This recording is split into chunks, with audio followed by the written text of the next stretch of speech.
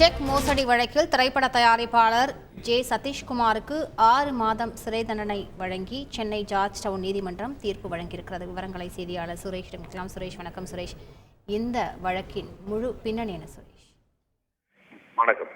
பிரபல திரைப்பட தயாரிப்பாளர் சதீஷ்குமார் கடந்த 2017ஆம் ஆண்டு பைனான்சியர் ககன் போத்ரா என்பவரிடம் மொத்தம் 2 கோடி ரூபாய்க்கு மேல் கடன் வாங்கியிருக்கிறார். இந்த கடனை திருப்பி செலுத்துற வகையில 45 லட்சம் ரூபாய், 35 லட்சம் ரூபாய் என்று காசோலைகள் வழங்கியிருக்கிறார்.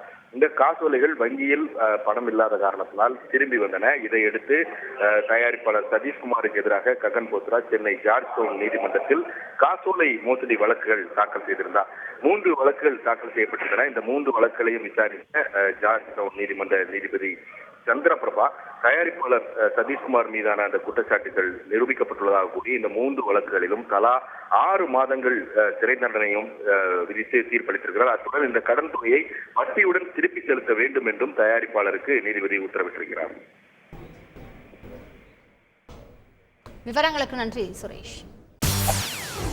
செய்திகளை உடனுக்குடன் தெரிந்து கொள்ள உடனே சப்ஸ்கிரைப் பண்ணுங்க.